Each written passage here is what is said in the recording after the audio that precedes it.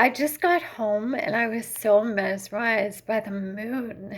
It just sort of caught me by surprise, but was not trying to get anybody's attention. It was just there, kind of mysterious, bright, glowing. It just makes you wonder, and it kind of gets your attention very differently than the sun. In my last video, I was talking about how the sun is very connected. It's often represents the divine masculine energy. And as many of you who are so intellectual and you already knew pointed out, that the moon is represents the divine feminine energy. And this is because the moon and the sun coexist. And it seems like at different times because we see them appear at different times, but they're needed and their polarity is needed, and they can work very well together, but also because they are contrasting. There's an energy that's very different about each one. I was talking about how the sun energy is very direct and powerful, but in a straight shooter, like a sun ray, kind of, hot and a little bit more obvious, I would say. Whereas the moon's energy is more subdued and it kind of hides, but then it just surprises you when you see it, and it takes your breath away. Like it's glowing, and it has these different shapes, but different to the sun. Its glow is it's circular. It's, even when it's not a full moon, it has a it doesn't have sharp edges. It's very soft and alluring, and kind of like, I wanted to say women, but it's more like a feminine energy type thing. And it's cyclical. Like it represents the cycles that we women go through, um, and also that happen in nature, in the natural world. So intuition, cycles, earth, nurturing, emotions, like, they talk about how people can go crazy when there's a full moon out there, or how the moon's energy can, at different stages, at different parts of the cycle of the moon, can impact us.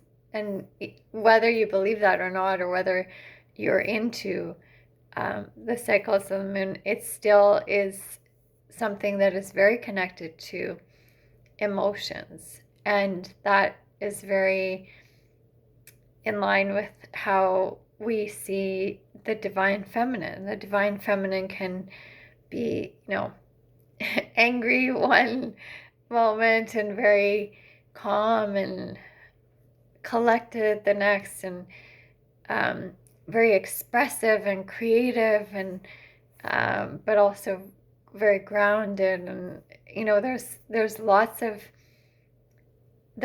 different shapes that the divine feminine can take, just like the moon. It's even in its like circular, or that kind of not edgy, but rounded shape. It can take many different forms, right? And divine feminine energy is very much like that. Whereas when I was talking about the divine masculine, it's very clear, and it gets right to the point. Whereas the divine feminine can say things and be things in many different ways, and still be expressing the same thing, but in very many different ways. And it's so interesting because for the divine feminine to be able to do those things, to be able to have the freedom to be expressive with emotions or creativity, or be able to trust her intuition, it's really important to have supportive divine masculine energy to hold that space for divine feminine to do that.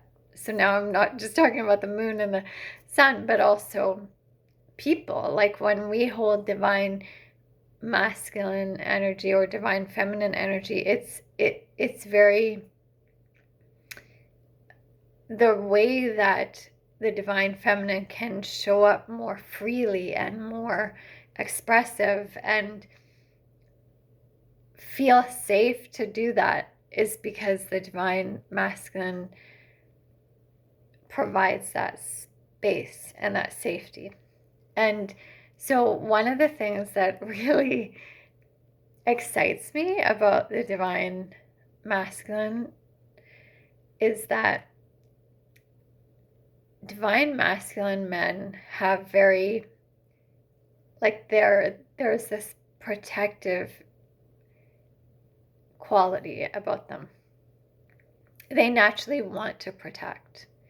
And this is very different from someone who is trying to control. Like that's not, someone can be overprotective and like treat you as if like you're mine and no one else can have you and no one else can look at you and you have to dress this way or you have to be this way. That's not divine masculine. That's just controlling.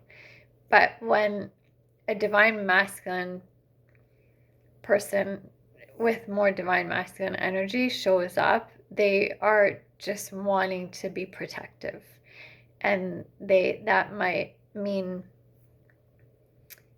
being very present to be able to see what's going on around you and them, so that they are watchful in a relaxed way, but just still mindful of what's happening around. And I like it when a guy will like just put his arm around me, or even when I see other women who are clearly with someone that is protective of them, it's just like, it kind of melts my heart. I feel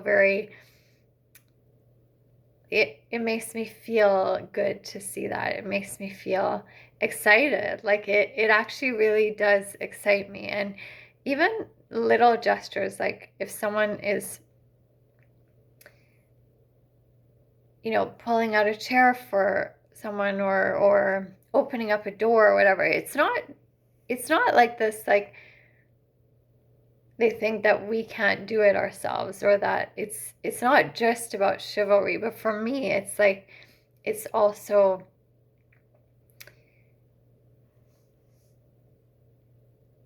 like saying, I got you. And again, not in a controlling way, but it's like, I got you. That phrase gets used a lot nowadays. Like, don't worry, this, I don't know, it doesn't even have to be in a romantic relationship, but it's like you're wanting to get tickets to a show or something, and someone has the right connections or whatever, and they're like, oh, don't worry, I got you. Like, you're in. I've got you in. Like, and that energy of like, you don't have to worry about anything, I'm taking care of it. It just makes a divine feminine, I realized I was pointing to myself, but makes a divine feminine woman feel really, really taken care of. And it allows us to be very free all of a sudden, or like maybe all of our lives we've wanted to be this way, but we then can relax and be and do our part in this game of life. It's not even a game, it's just this like enjoyment. I think that's the way that we are kind of meant to be. If you are more divine feminine, you suddenly feel very like you have the space to be exactly who you already are. And that might sound a little strange, but sometimes the reality is that we're not given a chance to be who we are, and we don't even know who that is anymore, because we maybe convince ourselves that we're, like divine feminine is too risky, or it's too weak, or it's too vulnerable, or whatever it is. And then we're kind of encouraged to be more controlling and more the leader, or more like not being. Divine feminine is very being energy, which is very like the moon is just being. It's just kind of, it's receiving. It's very receptive. Like that is the amazing part. It's like when a divine masculine energy person, man, whatever, comes around and has that, like, don't worry, I got you kind of energy or feeling, we get to be receptive. And we should always have been that way, but we forget how to do it because a lot of times we get conditioned to do, and to give. And I believe that divine masculine men want to be givers. And it's not a materialistic thing. It's like they want to protect and they want to give and provide, because if we do that too much, then their role is taken, like, it's like, well, what are they're kind of like, and correct me if I'm wrong, all of you guys out there that kind of feel that you are more like masculine energy, but I was shocked by this revelation, but it makes so much sense. Where like a lot of dating and relationship coaches nowadays really try to point out that men don't fall for a woman by what she gives him. Like us doing things, nurturing in the sense of like not just being there or being supportive, but nurturing, like coddling and sort of being like motherly and giving, and which was, I'm totally like saying I'm guilty of doing that. When I was younger, I was like always trying to win over someone, like, and I definitely in my heart wanted to give these things, like whether they were gifts or things that I made, or just going out of my way to like give, even if the gift was like an experience, like going to get tickets for something that I thought that they would like, or but I was doing a lot of giving. And then years later I heard that men fall, and I was getting confused because I was like, my friends out there who don't give and don't even like seem to think about giving end up getting the guys. And I was like, how does that work, or why does that happen? But then I realized that there can be extremes that are not healthy on either end. But then when these dating coaches pointed out that men actually fall for women that allow them to give, because then the men are investing in you. And when there's like an investment in something, even if it's not in a person, it's like you want to do more to hold on to that person and you connect more with them. But if we are doing the giving, then the man just ends up sitting back and he's like, okay, I guess I'm going to take, because what else am I going to do? And then his role gets taken away from him. And I feel like a real divine masculine energy male actually wants to be the giver. And so I think that this sun moon analogy is really interesting, because the moon is very receptive and is able to connect more with their intuition and their body and their feelings and their emotions. But it feels very unsafe and very unnatural to do that if the person that you're with is not providing a safe space to do that. So if they're not being protective and creating a safe space where you feel like they've got you, like they got your back kind of thing, like they're there for you,